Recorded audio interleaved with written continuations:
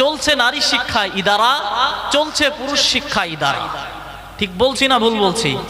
চলছে কেরালা মডেল মক্তব, যাতে আমাদের ছোট্ট ছোট্ট বাচ্চারা শিখছে কোরআন হাদিস।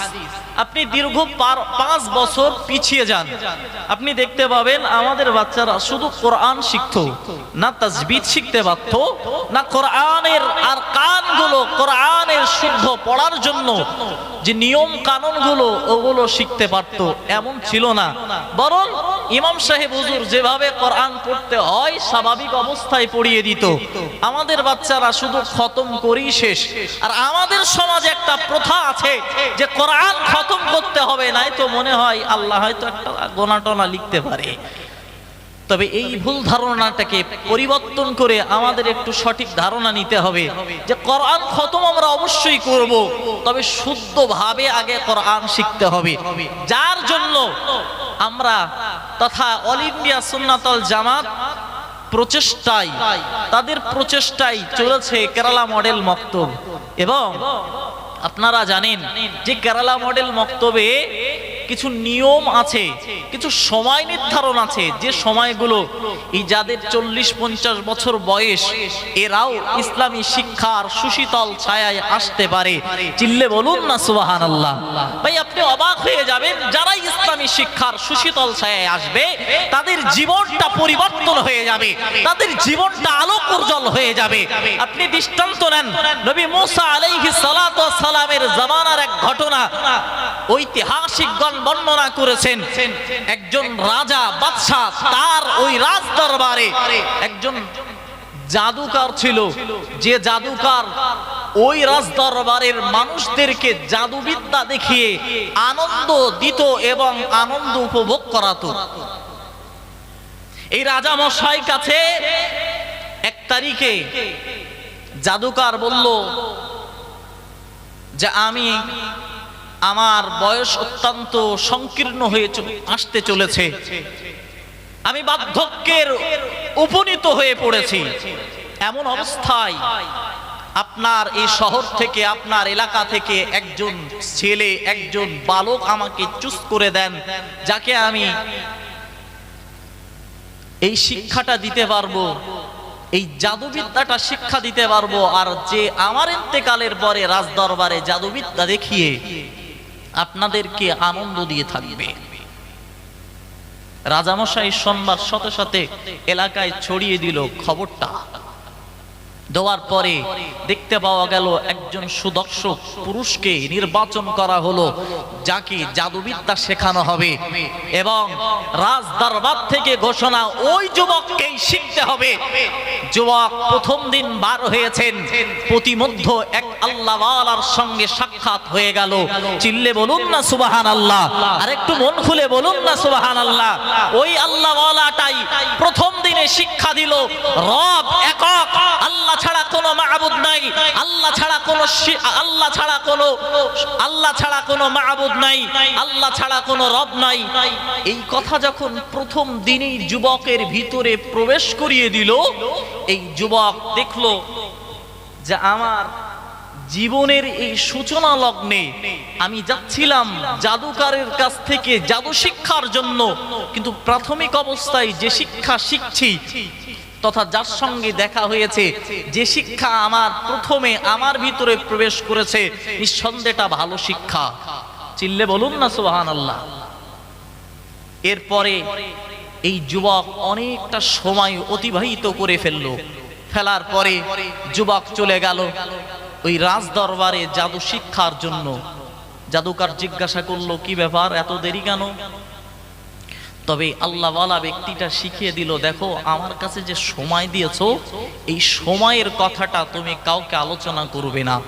যদি তোমাকে তোমার জাদুকর ওই শিক্ষক যদি তোমাকে জিজ্ঞাসা করে যে তোমার এতটা সময় লস হয়েছে কেন, যে সময় আসার কথা এ সময় ছাড়া এতটা লেটে এসেছো কেন, বলবে বাড়িতে কাঁদছিল, বাড়িতে সমস্যা ছিল তাই এই লেটে এসেছি। আর বাড়িতে যদি জিজ্ঞাসা করে তাহলে বলবে জাদুকরের কাছে জাদুবিদ্যা শিখতে লেট হয়ে গেছে। জাদুকরের কাছে গিয়ে হবাহব বলল, যে আমার আসতে দেরি হয়েছে, বাড়িতে কিছু কাজ ছিল যার কারণে আমার আসতে লেট হয়েছে। ভাইরা আমার মনে রাখুন, আপনি অবাক হয়ে যাবেন। আল্লাহর ওই বান্দা যখন কথা ওই যুবককে বলে দিল, ও যুবক, তুমি ইসলামী শিক্ষার সুশীতল ছায়ায় এসেছো, তুমি কোরআন এবং তুমি এই ইসলামী শিক্ষার সুশীতল ছায়ায় এসেছো, না না তুমি জানো জাদুকরকে বলবে না, কারণ এ জামানার বাদশা যদি জানে আমি তোমাকে ইসলামের জ্ঞান শিক্ষা দিয়েছি, নিশ্চিতভাবে আমাকে হত্যা করে দেবে, এজন্য তুমি একটু গোপন রাখবে। এ জামানার বাদশা যিনি, উনি যদি জানে যে আমি ইসলামী শিক্ষা শেখাচ্ছি, রবের একাত্মবাদের শিক্ষা শেখাচ্ছি, তাহলে আমাকে হত্যা করে দেবে। এ যুবক, তুমি যেন কাউকে বলো না। আল্লাহর বান্দা অবাক হয়ে যাবেন। ও মুসলমান ঘরের সন্তান, খুব খেয়াল করুন। ওই যুবক জাদুকরের কাছে চলে গেল। জাদুকরের কাছে যাওয়ার পরে ওই জাদুবিদ্যা শিখতে শুরু করলো। ও আল্লাহর বান্দা, প্রথম দিনে আল্লাহর ওই মাহবুব বান্দার কাছ থেকে ইসলামের সুশীতল ছায়া আসবার কারণে, দ্বিতীয় দিন আবার ওই পথে যাওয়ার কারণে, আবার ওই আল্লাহওয়ালার সঙ্গে সাক্ষাৎ করে আবার ইসলামের জ্ঞান অন্বেষণ করে নিলেন। একবার মন খুলে বলুন সুবহানাল্লাহ। দ্বিতীয় দিন ওই জাদুকরের কাছে যাওয়ার আগে আবার আল্লাহওয়ালার সঙ্গে দেখা। এরপরে অনেক সময় অতিবাহিত করে চলে গেলেন জাদুকরের কাছে। একই কথা বললেন, বাড়িতে কাজ ছিল যার কারণে আসতে লেট হয়েছে। আল্লাহর বান্দা অবাক হয়ে যাবেন। ও মুসলমান ঘরের সন্তান, আপনি খুব ভালোভাবে বুঝুন। আল্লাহর ওই বান্দাটা চলতে লাগলেন এভাবে দিন যখন অতিবাহিত হতে লাগলো, এভাবে যখন দিন অতিবাহিত হতে লাগলো, এক তারিখে ওই যুবক বাইর হয়েছেন ইসলামী শিক্ষা শেখবার জন্য এবং ওই জাদুকরের কাছে জাদুবিদ্যা শেখার জন্য। কারণ দুটোই শিখতে হবে। একদিকে তার প্রাণে গেঁথে গেছে ইসলামী শিক্ষা, আর অপরদিকে রাজার আদেশ হলো জাদুবিদ্যা শেখা। ও মুসলমান ঘরের সন্তান, আপনি অবাক হয়ে যাবেন। আল্লাহর ওই বান্দাটা যখন বাইর হলেন ঘর থেকে বাইর হওয়ার পরে রাস্তার ভিতরে চলতে লাগলেন। এক পর্যায়ে দেখতে পেল রাস্তার উপরে অনেক মানুষ ভিড় করে রয়েছে, অনেক মানুষ জমা হয়ে রয়েছে। আল্লাহর ওই বান্দা তথা ওই যুবক কাছাকাছি হয়ে দেখলেন একটা বড় দানব রাস্তার উপরে আটক করে রয়েছে, যার কারণে কোনো মানুষ রাস্তা পারাপার হতে পারছে না। বড় একটা প্রাণী ওই রাস্তার উপরে এমন ভাবে আছে যার কারণে মানুষগণ ওখান থেকে আর পারাপার হতে পারছে না। যুবক কিছু সময় অপেক্ষা করলেন, করার পরে মাথার ভিতরে আসলো যে আমি তো দুটো শিক্ষা শিখছি, একটা জাদুকরের শিক্ষা শিখছি আর একটা ইসলামী শিক্ষা শিখছি। আজকে আমি একটু পরীক্ষা করব কোন শিক্ষাটা গুরুত্বপূর্ণ। চিল্লে বলুন না সুবহানাল্লাহ, আর একটু মন খুলে বলুন না সুবহানাল্লাহ। ওই যুবক মাটি থেকে একটা পাথর তুললেন, তুলে নিয়ত করলেন যে আমি এই পাথরটি ওই ইসলামী শিক্ষা শিখছি, ওই রবের নামে আমি ছুড়বো। যদি মারা যায় তথা ওখান থেকে যদি সরে যায় তাহলে বিশ্বাস করব ইসলামী শিক্ষা সত্য, আর যদি না মরে তাহলে বিশ্বাস করে নেব ওটা আমার জন্য ভালো শিক্ষা নয়, তথা ওই জাদু শিক্ষাটা আমার জন্য ভালো শিক্ষা না। ভাইরা আমার মনে রাখুন, ও মুসলমান ঘরের সন্তান, অবাক হয়ে যাবেন। আপনার ওই যখন আল্লাহর ওই মাহবুব বান্দাটা একটা পাথর তুলে ওই দানবের দিকে যেই না মারলো, দেখতে পাওয়া গেল ওই দানবটা সঙ্গে সঙ্গে ওখানেই মারা গেল। একবার মন খুলে বলুন সুবহানাল্লাহ, আরো চিল্লে বলুন সুবহানাল্লাহ। আল্লাহর ওই বান্দা যুবকের ভিতরে একেবারে তার ভিতরে যেন এসে গেল, না না পৃথিবী জমিনে আমি যে শিক্ষাটা শেখবার জন্য চলেছিলাম, না না ও শিক্ষাটা আমার জন্য বৈধ নয়, বরং ইসলামী শিক্ষা, যে শিক্ষাটা আলেম শিখিয়েছে, যে শিক্ষাটা আল্লাহওয়ালা ব্যক্তি শিখিয়েছে ওটাই তো আমার জন্য প্রয়োজন। কারণ দানবকে আমি যখন বিসমিল্লাহ বলে যখন মারলাম, ওই দানবটা পৃথিবীর জমিন থেকে চলে গেল, ওই দানবটা পৃথিবীর জমিন থেকে শেষ হয়ে গেল। কিন্তু না না না, ওই পাথরটা তো আমি মারবার সময় নিয়ত করেছিলাম যদি না মরে তাহলে জাদুবিদ্যাটা খারাপ, নিশ্চিতভাবে আমার জন্য আর জাদুবিদ্যা শেখা যাবে না, আমার জন্য আর জাদুবিদ্যা শেখা যাবে না। এরপর দিন থেকে ওই আল্লাহর মাহবুব বান্দা, ওই যুবক, এক কথায় ওই যুবক আল্লাহর মাহবুব বান্দার কাছে ক্লাস করতে শুরু করলো। রাজ দরবারে ওই পাদ্রীর কাছে, ওই জাদুকারের কাছে আর কোনোদিন যায় না। ও মুসলমান ঘরের সন্তান, আল্লাহর বান্দা অবাক হয়ে যাবেন। আল্লাহর এই মাহবুব বান্দাটা এক তারিখে যুবককে বলল, ও যুবক, তুমি আল্লাহর অনেক বড় মাহবুব বান্দা হয়ে গেছো, তুমি আল্লাহর অনেক বড় মাহবুব বান্দা হয়ে গেছো। কারণ তোমার কথায়, তোমার নিয়তের উপরে আল্লাহ রাব্বুল আলামিন একটা দানবকে পৃথিবীর জমিন থেকে মেরে ফেলেছেন, অতএব তুমি অনেক বড় হয়ে গেলে। না না না, খবরদার খবরদার, আমি যে তোমাকে ইসলামের জ্ঞান শিক্ষা দিয়েছি এটা যেন তুমি কাউকে বর্ণনা করবে না, এটা যেন তুমি কাউকে বর্ণনা করবে না, বর্ণনা করলেই আমি বিপদে পড়ে যাব। আল্লাহর মাহবুব বান্দার কথা শুনে যুবক রীতিমতন একদিনের তরেও আর কাউকে বলছেন না। তবে আল্লাহর এই বান্দা তথা যুবকের ভিতরে আল্লাহ কিছু কেরামতি দিল, যে কেরামতি তার দ্বারা প্রস্ফুটিত হতে শুরু হলো। সেটা কি? যারা অন্ধ ব্যক্তি তাদের চোখের উপরে হাত বুলিয়ে দিতে দেরি হয়, কিন্তু চোখ ভালো হতে দেরি হয় না। চিল্লে বলুন সুবহানাল্লাহ। যারা জন্মগতভাবে অন্ধ তাদের চোখের উপরে হাত বুলিয়ে দিতে দেরি হয়, কিন্তু এই যুবক হাত যেই বুলিয়ে দেয় সঙ্গে সঙ্গে চোখ ফিরে পেতে দেরি হয় না। মহব্বত করে বলুন না সুবহানাল্লাহ। এই সংবাদ পৌঁছাতে পৌঁছাতে রাজ দরবার পর্যন্ত পৌঁছে গেল। রাজ দরবারে পৌঁছানো মাত্রই ওই রাজ দরবারের একেবারে রাজার নিকটবর্তী একজন মানুষ, জন্মগত অন্ধ, অনেক অর্থ নিয়ে সম্পদ নিয়ে এই যুবকের কাছে বাইর হতে চলল, তথা এই যুবকের জন্য তথা এই যুবকের কাছে রওনা হতে লাগলো। যুবকের কাছে এসে কিছু পরামর্শ নেবে এবং চোখ ভালোর জন্য হাদিয়া দেবে। রাজদরবার থেকে আসবার পরে যুবক দেরি করলেন না, এই আল্লাহর বান্দা তথা এই যুবকের কাছে অর্থগুলো সব দিতে লাগলেন। বললেন, এটা কি জন্য? বলল, এটা অন্য কিছু নয়, বরং এটা আমি দিচ্ছি আমার চোখটা ভালো করার জন্য। যুবক ডাক মেরে ওই রাজ দরবারের ওই মানুষটাকে ডেকে বললেন, না না না, আমি চোখ ফিরিয়ে দেবার কেউ নয়, বরং আল্লাহ পাক রব্বুল আলামিন আমাকে যে সক্ষমতা দিয়েছেন সেটা রবের কৃতিত্ব।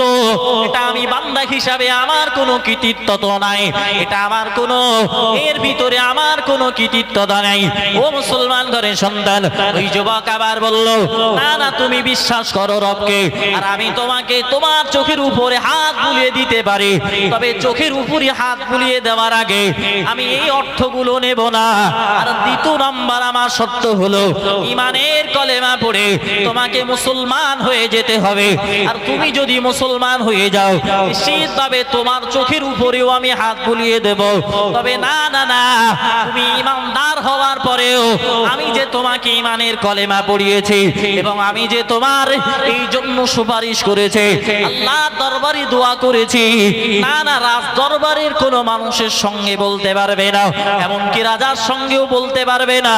ও মুসলমান ঘরের সন্তান, আপনি অবাক হয়ে যাবেন। আল্লাহর ওই বান্দা, রাজ দরবারের ওই বান্দাটা বলতে লাগলেন, ও যুবক, আমি আপনাকে আমি কোনো হাদিয়া দেব না, আমি এক্ষুনি ঈমানের কলেমা পড়ে মুসলমান হয়ে যাব এবং রাজ দরবারে আমার উপরে শত বাধা এবং শত বিপত্তি আসবার পরেতেও আমি এক বিন্দুর তরে এক বিন্দুর তরে আপনার নাম করব না। একবার মন খুলে বলুন সুবহানাল্লাহ, আর একটু চিল্লে বলুন না সুবহানাল্লাহ। ও মুসলমান ঘরে সন্তান, আমি আর একটু আগিয়ে যাই। আল্লাহ পাকের ওই বান্দা যখনই কথা বললেন, না না আমি কাউকে বলবো না, আল্লাহর ওই বান্দাটা তার চোখের উপরে হাত বুলিয়ে দিতে দেরি হলো, আর চোখটা ফিরে পেতে দেরি হলো না। একবার মন খুলে বলুন সুবহানাল্লাহ। যখন একজন মানুষ জন্ম অন্ধ, নানা জন্ম থেকে কোনোদিন চোখে কিছুই দেখতে পাই না, ওই ব্যক্তিটা যদি রাজ দরবারে গিয়ে সব কিছু সচক্ষে দেখতে পায়, মানুষের কাছে প্রশ্নবিদ্ধ হবে না? হবে না? হবে না? রাজ দরবারে ডাকা হলো, কি ব্যাপার, এতদিন তুমি অন্ধ ছিলে, আজকে থেকে সবকিছু দেখতে পাচ্ছ, তার মানে কোথায় গিয়েছিলে? কার কাছ থেকে এই চোখ ফিরে পেলে? বলল বলা যাবে না। রাজামশাই বলল, যদি না বলো তোমাকে পৃথিবীর জমিন থেকে সরিয়ে দেওয়া হবে। এক পর্যায়ে বিশাল পরিমাণ মারধর করা হলো। কষ্টের তাড়নায় বলে ফেললো, অমুক জায়গার অমুক যুবক আমার জন্য রবের কাছে দোয়া করেছে, আল্লাহ আমাকে চোখ ফিরিয়ে দিয়েছে এবং আমি ঈমানের কলেমা পড়ে মুসলমান হয়েছি। চিল্লে বলুন, আর একটু মন খুলে বলেন না সুবহানাল্লাহ। রাজদরবারে এই যুবককে ডাকা হলো। দেখলো যে যুবককে জাদুবিদ্যা শেখানোর জন্য যে যুবককে চুজ করেছিল, নির্বাচন করেছিল, ওই যুবকটাই আজকে রবের কাছে হাত তুলেছে আর তার কারণে চোখ ফিরে পেয়েছে। রাজামশাই দেখলো এটা হয়তো রবের কাছে চেয়েছে বটে, কিন্তু আসলে জাদুবিদ্যা দেখিয়েছে। যুবককে ডেকে বলল, ও যুবক, তুমি তো এই রাজদরবারের যে জাদুকার, তার কাছ থেকে শিক্ষা গ্রহণ করে তুমি তো আরো বড় বেশি জাদুকার, বিশাল বড় জাদুকার হয়ে গেছো, যে অন্ধ ব্যক্তি চোখ ফিরিয়ে দিয়েছ। যুবক কণ্ঠ ছেড়ে দিয়ে বললেন, আমি রবের শপথ করে বলছি, যেদিন থেকে আমি বিশ্বাস করে নিয়েছি রবকে, যেদিন থেকে আমার কাছে রবের সত্যতা প্রমাণ পেয়েছে আমার দিলে, ওই দিন থেকে আমি জাদুবিদ্যা ছেড়ে দিয়েছি এবং রবের সন্তুষ্টির জন্য আমার জীবন অতিবাহিত করে দিয়েছি। চিল্লে বলুন না সুবহানাল্লাহ, আর একটু মন খুলে বলুন না সুবহানাল্লাহ। রাজ দরবারে এবারে ওই যুবককে মারার জন্য মানুষ ফিট করা হলো। তোমাকে এই শিক্ষাটা দিল কে? অনেক মারধর করা হলো। একটাই বলল যে অমুক গ্রামে অমুক মুরব্বী ব্যক্তি, অমুক আল্লাহওয়ালা ব্যক্তি আমাকে এই শিক্ষাটা দিয়েছে। আল্লাহর বান্দা, আপনি অবাক হয়ে যাবেন। ও মুসলমান ঘরের সন্তান, যাদের ভিতরে ইসলামের জ্ঞান অন্বেষণ করেছে, যারা একবার ইসলামের জ্ঞান যাদের ভিতরে ঢুকে গেছে, আর যারা রবকে একবার পেয়ে গেছে, যারা রবের সন্তুষ্টি নিজের জীবনে উপলব্ধি করতে পেরেছে, তাদের সব কিছুকে ছেড়ে দিয়েছেন। যেমন ছেড়েছেন বিবি, ছেড়েছেন বাচ্চা, ছেড়েছেন জায়গা জমি, ছেড়েছেন অর্থের মায়া, ছেড়েছেন সব কিছুর মায়া। ও মুসলমান ঘরের সন্তান, আপনি আরো অবাক হবেন। এই তিনজন ব্যক্তিকে যখন এক জায়গায় করা হলো, একদিকে ওই যুবকের মনিব, ওই যুবকের যিনি প্রথম মনিব তথা প্রথম শিক্ষা দেওয়ার ওই মাস্টারকে যখন পেয়ে গেল, এবং দ্বিতীয় নম্বরে এই যুবক, আর 3 নম্বরে রাজ দরবারের ওই রাজ দরবারের পরিবারের একজন মানুষ, তিনজনের পরপর দাঁড়িয়ে রয়েছে। এমন সময় রাজ দরবার থেকে জল্লাদকে ডাকা হলো। ও জল্লাদ, মনে রাখো, তুমি এই যুবকদেরকে মাথা থেকে শিরোচ্ছেদ করে দাও, মাথা থেকে তুমি এই মানুষদেরকে একেবারে ভাগ করে দাও। ও মুসলমান ঘরের সন্তান, দেখতে পাওয়া গেল ওই যুবকদের ভিতর দিয়ে একজন যুবকও রবের সন্তুষ্টির জায়গা থেকে পিছু হটলো না। একবার মন খুলে বলুন সুবহানাল্লাহ। রাজা মশাই আবার প্রস্তাব ছেড়ে দিলেন, তোমাদেরকে আমি এটাই প্রস্তাব দিচ্ছি, তোমরা যদি রবের কৃতিত্ব তথা রবকে ছেড়ে দিয়ে তোমরা যদি আমাকে আমাকে রব বলে মেনে নাও, আমাকে যদি প্রভু বলে মেনে নাও, নিশ্চিতভাবে আমি তোমাদেরকে বলছি, না না, তোমাদেরকে হত্যা করা হবে না, তোমাদেরকে শেষ করা হবে না। ও মুসলমান ঘরের সন্তান, আপনি আরো অবাক হবেন। দেখতে পাওয়া গেল ওই তিনজন যুবকের ভিতর দিয়ে কোনো মানুষ বলল না যে না না না, আমি রবকে ভুলে গেলাম, আমি রবকে ছেড়ে দিলাম, আর রাজা মশাই তোমাকে আমি মেনে নিলাম, এটা কেউ বলল না। এরপরে দেখতে পাওয়া গেল ওই রাজ দরবার থেকে রাজা আদেশ দিয়ে দিল, ও জল্লাদ, এবার তুমি এই মানুষদের ভিতর দিয়ে যে ব্যক্তি আমার রাজ দরবারের, ওই মানুষটাকে আগে মাথা থেকে আলাদা করে দাও। মাথা থেকে আলাদা হবে, কিন্তু এমন ভাবে আলাদা হবে, মাথার মাঝখান দিয়ে আলাদা হবে, মাথার মাঝখানে মারা হবে, মাথাটা দুভাগে বিভক্ত হবে। রাজ দরবারের যে মানুষটা, ওই মানুষটাকে আগে মেরে ফেলা হলো, ইসলাম থেকে সরে গেল না। দ্বিতীয় পালা এই যুবকের ওস্তাদ, ওই আল্লাহওয়ালার, ওনাকেও পৃথিবীর জমিন থেকে সরিয়ে দেওয়ার জন্য ওনার মাথাও আঘাত করা হলো, মাথাটা দুভাগে বিভক্ত হয়ে গেল, ইসলাম ছাড়লো না। চিল্লে বলুন না সুবহানাল্লাহ। তারা ইসলামিক জ্ঞান অন্বেষণ করে তারা নিজের জীবনে রবকে পাওয়ার চেষ্টা করেছে, আর আমরা ইসলামী শিক্ষা শিখে আমরা বাহবালোটার জন্য আর আমরা পকট পূজার জন্য। ঠিক বলছি না ভুল বলছি বাবু? একটু কথা বলেন, ঠিক বলছি না ভুল বলছি? আমরা চাই একটু যদি আমরা শিক্ষিত হই, তাহলে আমাদের ধারে পাশে আসে কে? ঠিক বলছি না ভুল বলছি? ভাইরা আমার, অবাক হয়ে যাবেন ও মুসলমান ঘরের সন্তান।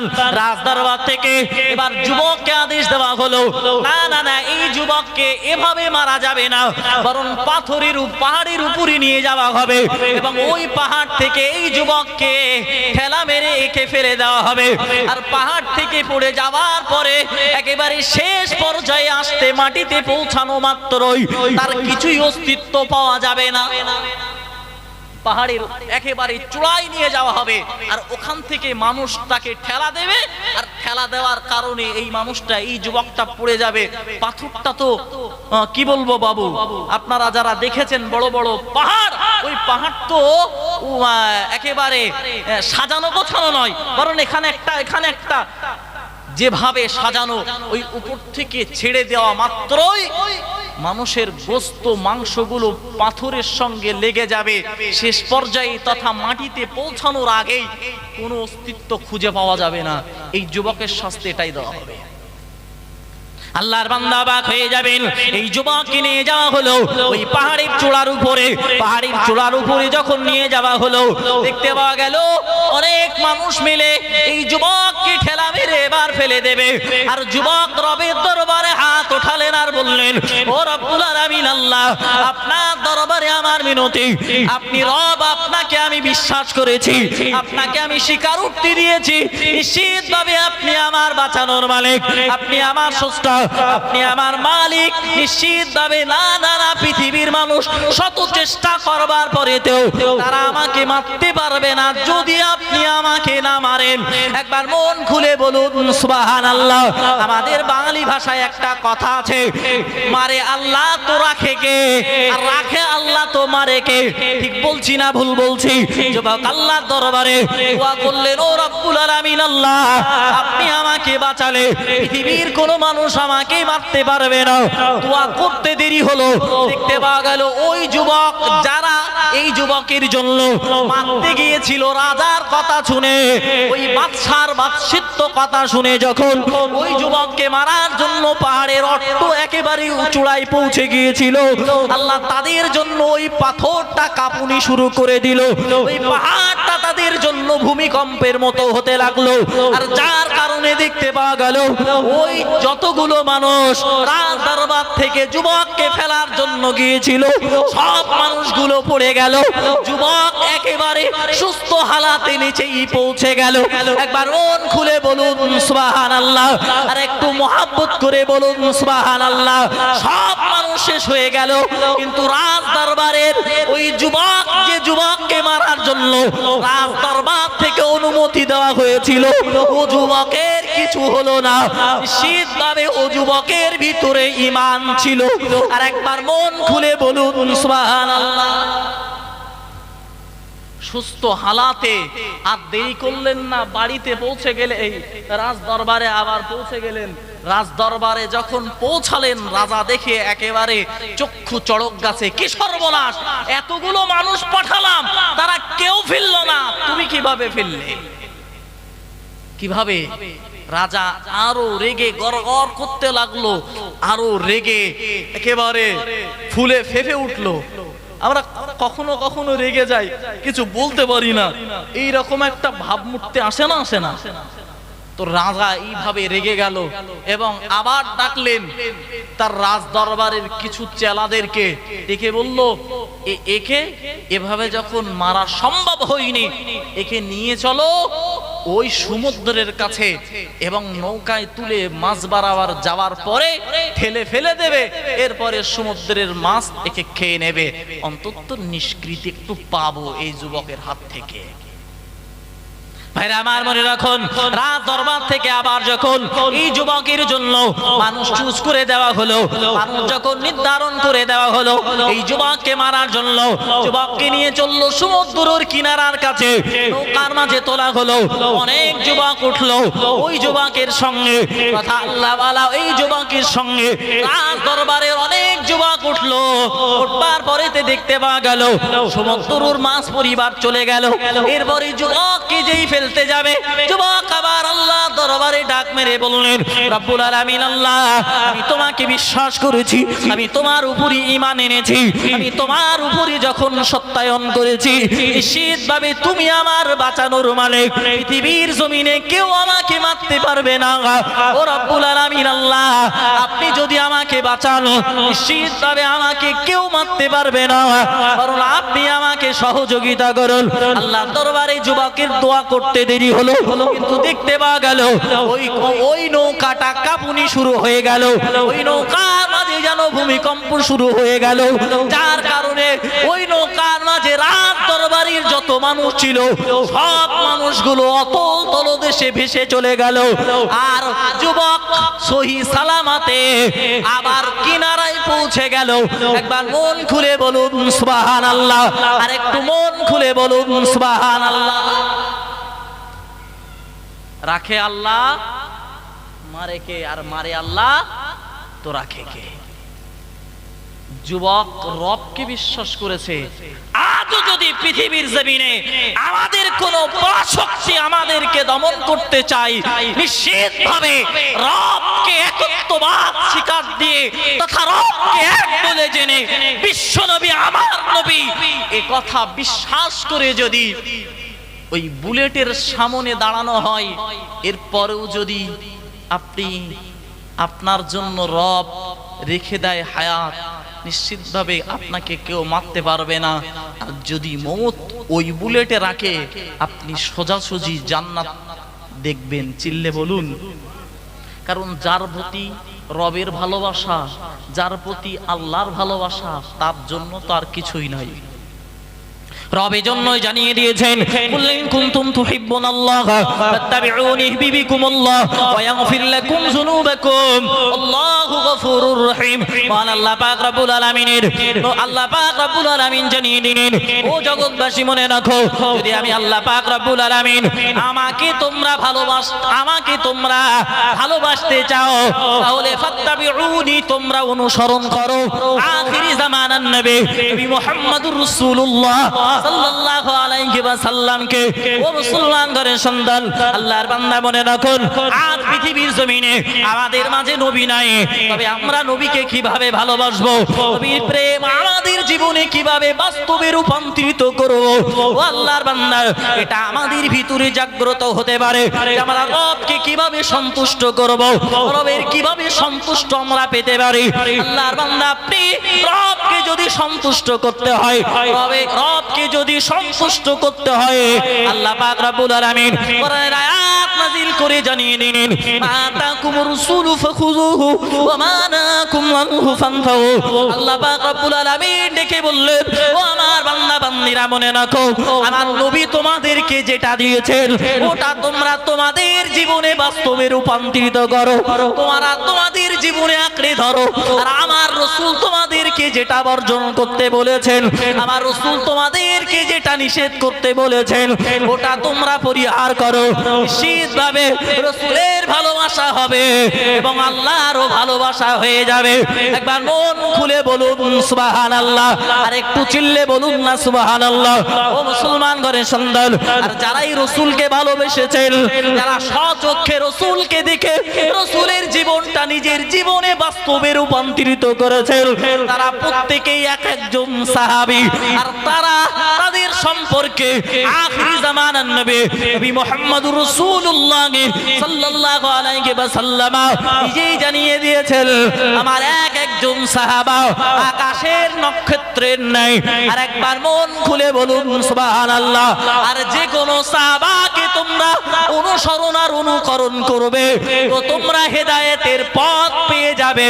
আর একবার মন খুলে বলুন সুবহানাল্লাহ।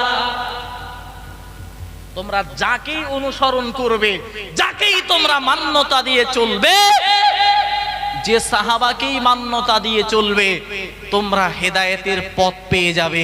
আর একবার মন খুলে বলুন না সুবহানাল্লাহ। ভাই, আমার বক্তব্য হলো, এই যুবক রাজদরবারে আবার যখন সহি সালামাতে এসে গেল, রাজদরবারের রাজামশাই রেগে গড়গড় করতে লাগলো আর বলতে লাগলো, তোমাকে কে বাঁচাচ্ছে, তোমাকে বাঁচাচ্ছে কে? যুবক বলল, আমার বাঁচানোর মালিক হলো রব। চিল্লে বলুন না সুবহানাল্লাহ। ভাই, 1 তারিখে প্যারা নবী মুহাম্মদুর রাসূলুল্লাহ সাল্লাল্লাহু আলাইহি ওয়াসাল্লাম কোন এক জায়গা থেকে ফিরছিলেন। রাসূল ক্লান্ত হয়ে একটা গাছের তলায় বিশ্রাম নেওয়ার জন্য বসে গেলেন। বসে নেওয়ার পরে এই একজন যুবক তথা একজন ইহুদি এসে রাসূলের বুকের উপরে চড়ে বসে একটা উলঙ্গ তরবারি রাসূলের গলার ওখানে ধরে বলল, কে বাঁচাবে মুহাম্মদ, কে বাঁচাবে? রাসূল সেদিন বলেছিল, আমার রব বাঁচাবে। এই কথা বলার সাথে সাথে ওই যুবকের হাত থরথর করে কাঁপতে কাঁপতে জমিনে তরবারিটা পড়ে গিয়েছিল। একবার মন খুলে বলুন না সুবহানাল্লাহ।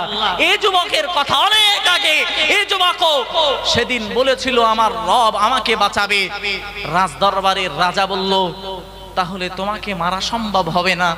বলল রাজার দরবারে এই যুবক বলল, আমাকে মারা সম্ভব হবে, তবে আমার কথা মোতাবেক যদি মারো তাহলে আমাকে মারতে পারবে। তোমাকে মারার জন্য কি পন্থা অবলম্বন করতে হবে? পন্থা একটা অবলম্বন করতে হবে, সেটা হলো রাজ দরবার থেকে ঘোষণা দিতে হবে, এত অঞ্চলের তথা আপনার রাজ দরবার থেকে ঘোষণা দিতে হবে, আপনার যত প্রজা আছে সব মানুষ একটা ময়দানে উপস্থিত হবে। আর ওই ময়দানে উপস্থিত হওয়ার পরে একজন ব্যক্তি আমার জন্য তীর সঞ্চয় করবে, তীরবিদ্ধের জন্য আমার দিকে তীর টানবে, তবে এত জোরে বিসমিল্লাহ রবের নাম নিয়ে বলবে যে শব্দটা আপনার প্রজারা সবাই যেন শুনতে পায়। চিল্লে বলুন, আর একটু মন খুলে বলুন না সুবহানাল্লাহ।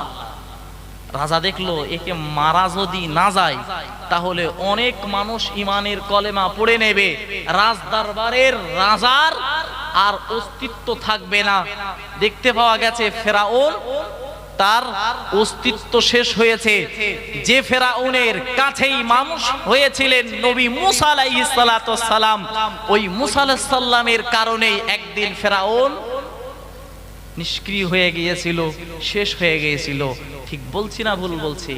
তো রাজা দেখলো এ যুবক যদি থাকে তাহলে শত শত মানুষ ইসলামের সুশীতল ছায়ায় চলে আসবে। চিল্লে বলুন না সুবহানাল্লাহ। এটাও রাজার ধারণা।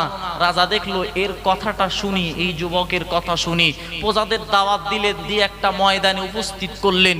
উপস্থিত করবার পরেতে এই যুবক যে কথাগুলো বলেছিল যে রবের নাম নিয়ে আমাকে মারতে হবে, তীরবিদ্ধ করতে হবে, দেখতে পাওয়া গেল রবের নাম নিয়ে যখন তীরবিদ্ধ করতে গেল, ওই প্রজারা বিশ্বাস করে ফেললো এই মানুষটাকে পাহাড়ের চূড়ায় নিয়ে যাওয়া হলো, ওখান থেকে খেলে মারতে পারলো না, সমুদ্র নিয়ে গেল, এই যুবককে সমুদ্রের মাঝখানে ফেলে মারতে পারলো না। নিশ্চিতভাবে এই যুবককে যখন রবের নামে মারা হচ্ছে, রবের নামকরণে যখন মারা হচ্ছে, নাই তো যুবক মরছে না, নিশ্চিতভাবে রবই সত্য, বাদশা মিথ্যা। চিল্লে বলুন না সুবহানাল্লাহ। আসলে যুবকের উদ্দেশ্য ছিল কালেমার দাওয়াত পৌঁছে দেওয়া। ও মুসলমান ঘরের সন্তান, আমার বক্তব্যের আজ বিষয় হলো, আজও যদি আমাদের সন্তানদেরকে এই ছোট্টবেলা থেকে কারালা মডেল মক্তবে যদি ইসলামের সুশীতল ছায়ায় আমরা আশ্রয় দিতে পারি, তাদেরকে যদি ইসলামের সুশীতল ছায়ায় রেখে আমরা যদি তাদের পঠন দিতে পারি, এই রকম মাদ্রাসা হাজিদাতুল কুবরা মাদ্রাসার মতো মাদ্রাসা এবং জেবুন্নেসা, এমন ভাবে চিস্তিয়া, জামিয়া রহমানিয়া থেকে শুরু করে যত সংগঠনের মাদ্রাসা রয়েছে, এই সমস্ত মাদ্রাসায় যদি আমাদের সন্তানদেরকে পঠন দিতে পারি, তাদেরকে যদি ইসলামের শিক্ষা দিতে পারি, নিশ্চিতভাবে আমাদের বিশ্বাস এটা থাকবে যে এরা যতই শত্রু দল এদের প্রতি আক্রমণ করুক, এরা সত্য কথাটা উচ্চ কণ্ঠে বলবে ইনশাল্লাহ। যদি কেউ বলে পর্দা করলে হবে না, ভাই রিসেন্ট একটা কথা বলছি, আমার মাদ্রাসার একটা বাচ্চা অসুস্থ হয়েছে, আমি বাচ্চাটাকে নিয়ে ডাইরেক্ট হসপিটালে গিয়েছি। এক নার্স বলল, এ পর্দা কিসের, পর্দা খুলে ভালো। আমি খুব নম্রতার সঙ্গে বললাম, এটা আমাদের সভ্যতা। বললেন সব জানি। তো বললেন তাহলে বারণ করলেন কেন? না আমাদের সিস্টেম। আপনি কোথায় আছে একটু দেখাবেন? একেবারে নিরুত্তর হয়ে গেল। ভাই সবার সামনে যদি আমাদের এই কণ্ঠটা একটু থাকে, নিশ্চিতভাবে তারাও কি হবে, নিরুত্তর হবে ইনশাল্লাহ। তবে আমাদের কি একটু সচেতন মুসলমান হতে হবে। ওই যখন কেউ গালাগালি দেবেন রসুলের নামে, তখন আমরা একেবারে মাথায় কাপড় বেঁধে রাস্তায় দৌড়াবো, আর তারপরের দিন থেকে আবার নামাজ কাজা করব, পরনিন্দা করব, পরচর্চা করব। ও মুসলমান হলে বলো, রসুলের ভালোবাসা যেমন হবে না, তেমন আপনারও সেই শিক্ষা অন্বেষণ করা হবে না। ভাই আরো একটা কথা বলি, আমাদের এলাকার বাজারের মসজিদে আমি জুমার দিনে আমার ছোট্ট ছেলে 2 বছর বয়স, আমি তাকে নিয়ে নামাজ পড়তে যাই। আমার বড় ভাই একটা ছেলে আছে, তাকে নিয়েও নামাজ পড়তে যাই।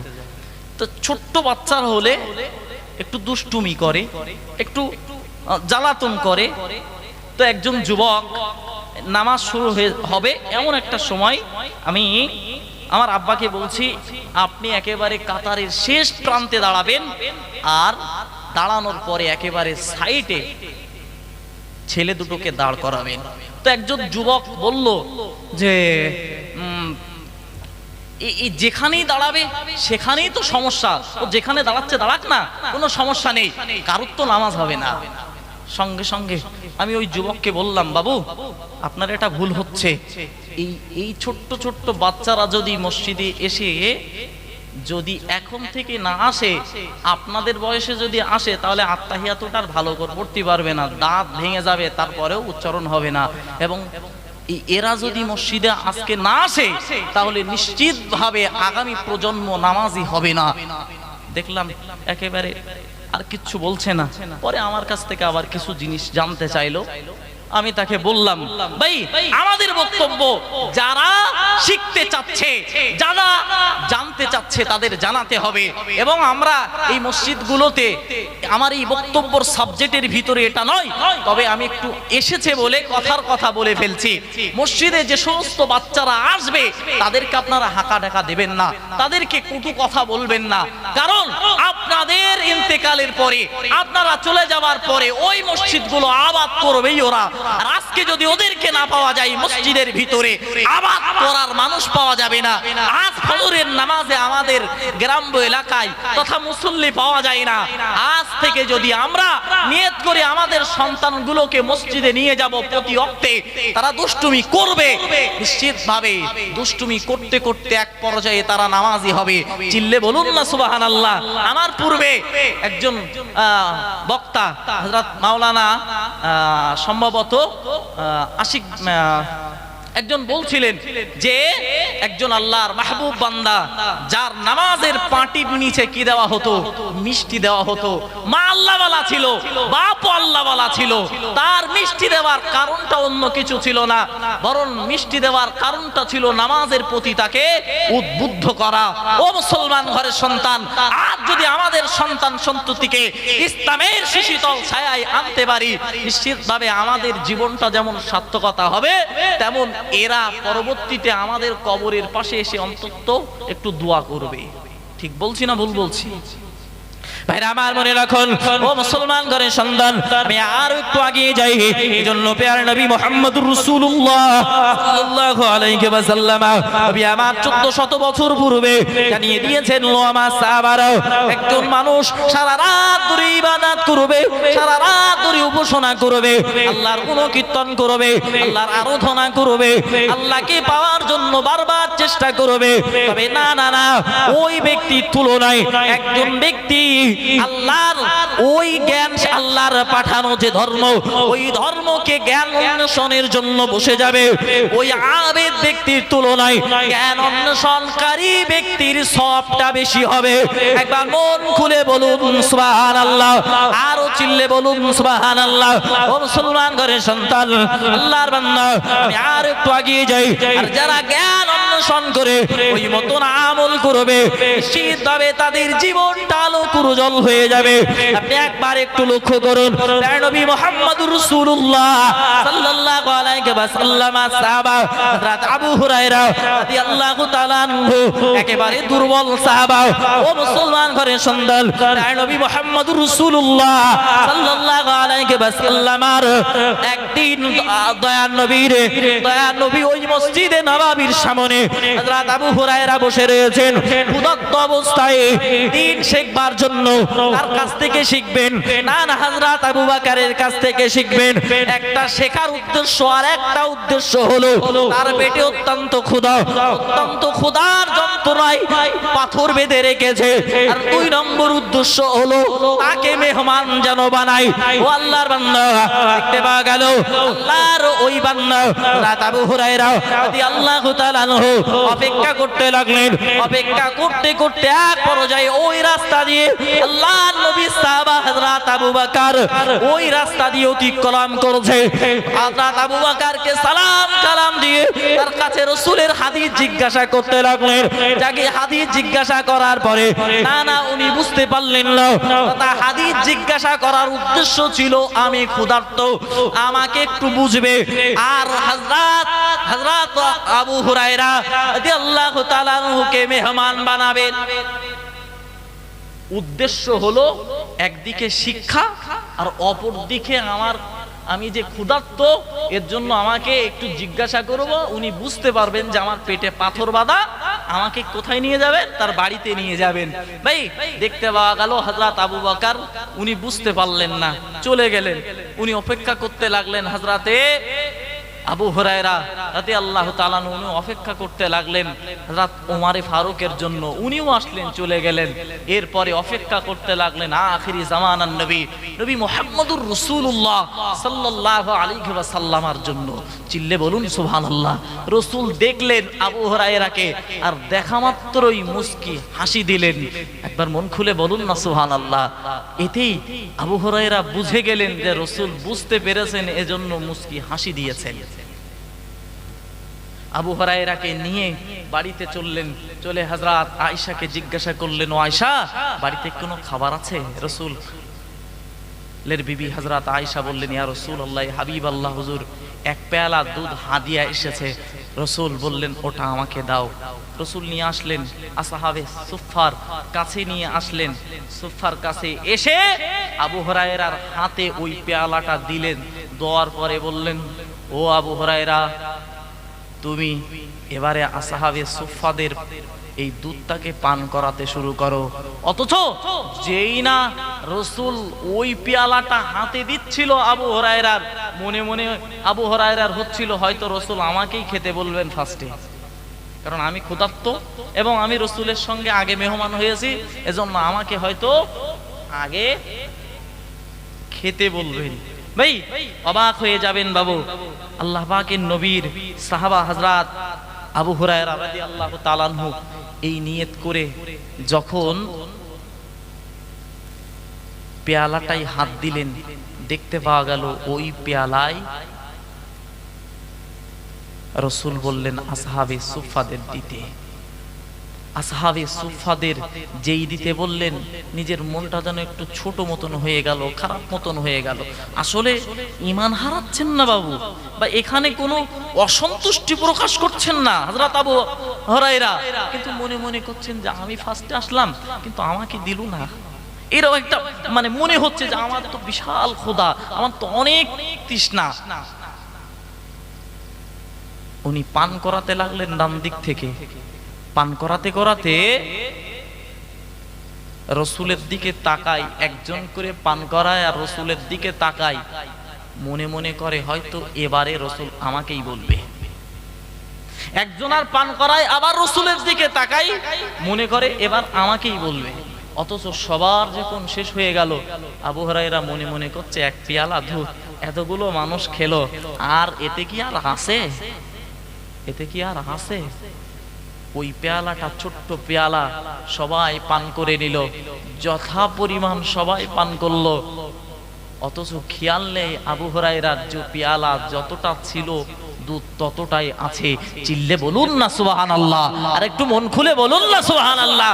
এই রাসূল পাক সাল্লাল্লাহু আলাইহি সাল্লাম আবু হুরায়রাকে বললেন সবাইকে পান করাতে, সবাইকে পান করালো হলো। রাসূল বললেন আবু হুরায়রা তুমি পান করো। মনে মনে করছে আবু হুরায়রা এতে কি আর আছে? উনি রাসূল বলেছেন, পেয়ালায় মুখ দিলেন, চুমুক দিতে শুরু করলেন, খেয়ে তৃপ্তি অনুভব হলো। রাসূল বললেন আবার খাও, আবার খেলো। রাসূল বললেন আবারও খাও, খেলেন, একেবারে পরিতৃপ্ত করে নিলেন। এরপরে আবু হুরায়রা ফিরে দেখলেন যতটা দুধ পেয়ালায় আমার হাতে দিয়েছিল ততটাই রয়ে গেছে। চিল্লে বলুন না সুবহানাল্লাহ, আর একটু মহব্বত করে বলুন না সুবহানাল্লাহ। ভাই আমার বক্তব্যের উদ্দেশ্য হলো তারা সময় অতিবাহিত করেছে, তারা তাদের জীবনটাকে অতিবাহিত করেছে ইসলামের জন্য, পেটে পাথর বেঁধেছে শুধু একটু জ্ঞান সঞ্চয়ের জন্য। ওই আসহাবে সুফফা শুধুমাত্র তারা ওখানে ছিল ইসলামে জ্ঞান অন্বেষণের জন্য। একবার মন খুলে বলেন না সুবহানাল্লাহ, আর একবার মন খুলে বলুন না সুবহানাল্লাহ। ভাইরা আমার মনে রাখুন, ও আল্লাহর বান্দা, আমি একটু আগিয়ে যাই। এখন প্রিয় নবী মুহাম্মদুর রাসূলুল্লাহ সাল্লাল্লাহু আলাইহি ওয়াসাল্লামকে আমরা ভালোবাসবো কিভাবে? আমি পূর্বেই বলেছি, কোরআন শরীফের মহান আল্লাহ আয়াত নাযিল করে জানিয়েছেন, যদি তোমরা রবকে ভালোবাসতে হয় তাহলে তোমরা আখিরি জামানার নবী মুহাম্মদুর রাসূলুল্লাহ সাল্লাল্লাহু আলাইহি ওয়াসাল্লামকে ভালোবাসো। ও আল্লাহর বান্দা, রাসূলকে কিভাবে ভালোবাসবো ওটাও তো কোরআন বিবরণ দিয়ে দিয়েছে। এখন কোরআনটাকে যদি না আমরা মান্যতা না দিয়ে চলি, নিশ্চিতভাবে মনে রাখতে হবে আমাদের জীবনটা বৃথা হয়ে যাবে। কারণ ও আল্লাহর বান্দা, একবার একটু দয়া করে বলুন না, আমরা পৃথিবীর জমিনে এসেছি আল্লাহ আমাদের কি উদ্দেশ্যে পাঠিয়েছে? শুধু কি সংসার করার জন্য না ঘর বাঁধার জন্য? আল্লাহ আমাদেরকে পাঠিয়েছেন ইবাদত আর উপাসনার জন্য। একটু তাকবীর দেন, নারে তাকবীর। আর একটু মন খুলে তাকবীর দেন না, নারে তাকবীর। আল্লাহ আমাদেরকে পাঠিয়েছেন কি জন্য? ইবাদত আর উপাসনার জন্য। ভাই ইবাদত উপাসনা করার জন্য ইসলামী শিক্ষার প্রয়োজন আছে না নাই বাবু? আর ওই শিক্ষাটা দেওয়ার জন্য রাসূল এসেছিলেন 1400, রাসূল এসেছিলেন আজ থেকে প্রায় 14 থেকে 1500 বছর পূর্বে একটা বর্বরতার যুগে। আর রাসূল আসার পূর্বে নবী ইব্রাহিম আলাইহিস সালাতু ওয়াস সালাম আল্লাহর দরবারে দোয়া করেছিলেন, আল্লাহ এই কাবা সংরক্ষণের জন্য এবং পৃথিবীতে এই মানুষদেরকে হেদায়েতের পথ দেখানোর জন্য একজন মানুষকে পাঠান। আল্লাহ পাঠিয়েছিলেন একেবারে শেষ জামানায় নবী মুহাম্মদুর রাসূলুল্লাহ সাল্লাল্লাহু আলাইহি ওয়াসাল্লামকে। একবার মন খুলে বলুন না সুবহানাল্লাহ। ভাই ওই কোরআন আমাদের কাছে এসেছে যে কোরআন আমাদের জন্য হেদায়েতের পথ। কারণ কোরআনে আল্লাহ নাজিল করেছেন, মহান আল্লাহ বললেন হুদাল লিন-নাস, तमाम পৃথিবীর মানুষের জন্য কোরআন নাজিল হয়েছে। ইহুদি, খ্রিস্টান, শিখ, পারসিক, শিশু, যুবক, রাখাল, কৃষক, শত্রু মিত্র সবার জন্য কোরআন নাজিল হয়েছে। তবে মনে রাখতে হবে কোরআনের একেবারে শুরুতেই আল্লাহ বললেন হুদাল লিল মুত্তাকিন, মুত্তাকিনরাই এই কোরআন থেকে হেদায়েত পাবে। বাবু এই রাসূল আমাদের জন্য কোরআন নিয়ে এসেছেন, হেদায়েতের পথ পাবে যারা ঈমানদার, যারা এই কোরআন মান্যতা দিয়ে চলবে, যারা নিজের জীবনে বাস্তবে রূপান্তরিত করবে। আর এর জন্য প্রয়োজন শিক্ষা। আর এই কোরআন শিখলে এবং জানলে আল্লাহর নৈকট্য অন্বেষণ করা যাবে, রাসূলের ভালোবাসা পাওয়া যাবে। কোরআন যদি আমরা মান্যতা না দিই তাহলে আল্লাহকেও আমাদের জানা হবে না এবং রসুলের আমরা মহব্বত করতে পারবো না। শুধু একটা উদাহরণ দিই বাবু, আজকে আমার রোগ হয়েছে, আজকে আমার একটা রোগ হয়েছে, তো আমি ডাক্তার বাবুর কাছে গেলাম, ডাক্তার বাবু আমাকে প্রেসক্রিপশন করে দিল, একটা লিখে দিল যে এই রোগের জন্য ওই ওষুধ খেতে হবে। এখন আমি ওই প্রেসক্রিপশনটা নিয়ে আমি যদি গলায় ঝুলিয়ে রাখি, আমার রোগ কি সুস্থ হবে? রোগ সুস্থ হবে বাবু? রোগ সুস্থ হবে না, বরং ডাক্তার যেভাবে আমাকে ঔষধ খেতে বলেছে ওইভাবেই আমাকে খেতে হবে। যদি ডাক্তার একটা বড়ি রাত্রে খেতে বলে, ওটা রাত্রেই খেতে হবে, ওটা দুপুরবেলা খেলে চলবে না। এজন্য আমাদের বক্তব্য তথা আল্লাহ পাক রব্বুল আলামিন পৃথিবীর জমিনে আমাদের পাঠিয়েছে রবের সন্তুষ্টির জন্য। রবকে সন্তুষ্ট করতে হবে। আর রবকে কিভাবে সন্তুষ্ট করব, এজন্য রাসূল এসেছে। রাসূল আমাদের কাছে নিয়ে এসেছে কোরআন। আর কোরআনের ভিতরে আল্লাহ তাআলা নির্দেশনা ফরমান জারি করেছেন যে এই কাজগুলো করতে হবে, এই অবস্থায় এই কাজগুলো করা যাবে না। এমন অবস্থায় নামাজ যদি ফজরের নামাজ ফজরের টাইমে পড়তে হবে, ওটা জোহরে পড়লে চলবে না, ওটা কাজা পড়তে হবে। ভাই এভাবে যদি আমরা কোরআনের নির্দেশনাগুলো যদি আমাদের জীবনে বাস্তবে রূপান্তরিত করতে পারি, আমাদের জীবন আলোকোজ্জ্বল হবে ইনশাআল্লাহ। একটু চিল্লে বলুন আল্লাহুম্মা আমিন। আল্লাহ আমাদের তৌফিক দান করেন। আর একবার বলুন আল্লাহুম্মা আমিন। ভাষাগত ত্রুটির জন্য ক্ষমা শূন্য চোখে দেখবেন।